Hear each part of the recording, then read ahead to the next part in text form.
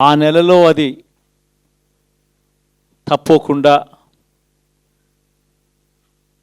ప్రతి సంవత్సరం తూచా తప్పకుండా ప్రతి సంవత్సరం అది జరిగేట్టుగా చేస్తూ ఏకంగా 2,70,000 కోట్ల రూపాయల వివిధ పథకాల ద్వారా మాట తప్పకుండా జరగడం కూడా గతంలో ఎప్పుడూ కూడా చూడలేదు, జరగలేదు. ఇవన్నీ కూడా నేను ఏదైతే చెప్తా ఉన్నానో ఇవన్నీ ఎప్పుడూ చూడని మార్పులు, గతంలో ఎప్పుడు జరగని సంస్కరణలు. విద్యారంగంలో అయితేనేమి, వైద్య రంగంలో అయితేనేమి, వ్యవసాయ రంగంలో అయితేనేమి, సామాజిక న్యాయం అంశంలో అయితేనేమి, మహిళా సాధికారత అంశంలో అయితేనేమి, గవర్నెన్స్ విషయంలో అయితేనేమి ఎప్పుడు జరగని చూడని సంస్కరణలను కూడా తీసుకొచ్చు. ఇవన్నీ నేను ఏదైతే చెప్తా ఉన్నానో ఇవన్నీ మనం చేసి చూపించి ప్రజల మన్ననలు పొందిన తర్వాతే ఎన్నికలకు వెళ్ళాం. ఎన్నికల్లో ఏమైందో తెలీదు. 5 సంవత్సరాలు కళ్ళు మూసుకుంటే చాలా అయిపోయింది. 5 సంవత్సరాలు మళ్ళీ 2024 నుంచి 2029 కూడా అదే మాదిరిగానే కళ్ళు మూసుకుంటే 2029 కూడా కళ్ళు మూసుకుంటే వచ్చేస్తుంది. ఇవి మనం గుర్తుపెట్టుకోవాల్సిన అంశం ఏమిటి అని అంటే సినిమాలో ఓన్లీ ఫస్ట్ హాఫ్ మాత్రమే అయ్యింది. గతంలో కూడా ఇదే మాదిరిగా పరిస్థితులు ఉన్నప్పుడు కూడా మనం ఏ మాదిరిగా పైకి లేచాము అన్నది కూడా మీ అందరికీ తెలిసిన విషయాలే. నేను ఒక్కటే మీ అందరికీ చెప్తా ఉన్నా, ప్రజల్లో ఈరోజు మనం చేసిన మంచి ఉంది.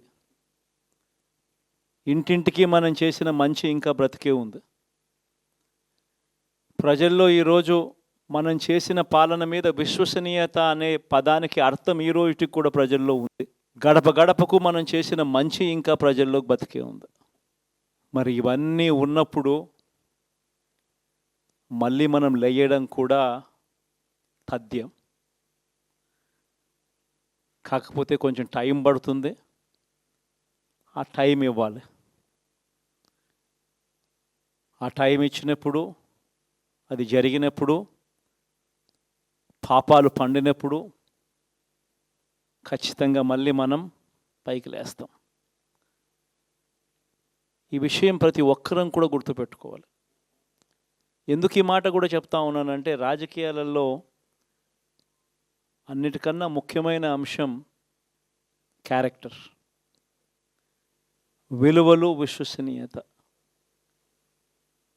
ఈ పదాలకు అర్థం తెలిసి ఉండడం రాజకీయాలలో చాలా అవసరం. రాజకీయం అంటే ఎల్లవేళలా అధికారమే కాదు. అధికారంలో లేనప్పుడు కష్టాలు ఖచ్చితంగా వస్తాయి. కానీ ఖచ్చితంగా కష్టాలు వచ్చినప్పుడు మనం ఖచ్చితంగా ఏ రకంగా రియాక్ట్ అవుతామన్నది మన చేతుల్లో ఉంది. విలువలు, విశ్వసనీయత లేని మనిషిగా రాజకీయాలు చేద్దామా, లేదా కష్టాలు వచ్చినప్పుడు ఆ కష్టాలను ఎదుర్కొని హుందాగా నిలబడుతూ మళ్ళీ 5 సంవత్సరాలు కళ్ళు మూసుకుంటే 5 సంవత్సరాలు అయిపోతాయి, మళ్ళీ 5 సంవత్సరాల తర్వాత మన పాలన వస్తుంది, మన ప్రభుత్వం వస్తుంది, అప్పుడు మళ్ళీ మనమే ఆందోళన ఎక్కుతామన్నది కూడా గుర్తుపెట్టుకొని అడుగులు వేస్తామా అన్నది మనలో ప్రతి ఒక్కరూ కూడా ఆలోచన చేసుకోవాలి. ఇదే మన ప్రభుత్వం అధికారంలో ఉన్నప్పుడు కులం చూడలేదు, మతం చూడలేదు, ప్రాంతం చూడలేదు, రాజకీయాలు చూడలేదు, చివరికి ఏ పార్టీకి ఎవరు ఓటు వేశారు అన్నది కూడా చూడకుండా ప్రతి పథకము కూడా డోర్ డెలివరీ చేయించాం. మనం అర్హత మాత్రమే ప్రామాణికంగా తీసుకొని ప్రతి పథకము, ప్రతి మంచి కూడా ప్రతి ఇంటికి డోర్ డెలివరీ చేయించాం. అలా ప్రతి మంచి, ప్రతి పథకము డోర్ డెలివరీ చేసిన ప్రభుత్వం మనదైతే, పాలన మందైతే, ఈరోజు కేవలం వాళ్ళ పార్టీకి ఓటు వేయలేదు అని మాత్రమే, ఓటుకు వేయకపోవడమే పాపం అన్నట్టుగా ఈరోజు రావణ కాష్టం సృష్టిస్తూ ఉన్నారు, విధ్వంసం చేస్తూ ఉన్నారు, ఆస్తులు నష్టం చేస్తున్నారు, కొడతా ఉన్నారు, అవమానిస్తూ ఉన్నారు. ఇవన్నీ శిశుపాలుని పాపాల్లో భాగాలుగా ఇవన్నీ అప్పుడే పాపాలు మొదలయ్యాయి. ఒకవైపున మనమేమో మనకు ఓటు వేయకపోయినా కానీ ఏ రోజు కూడా డిస్క్రిమినేషన్ చూడలేదు.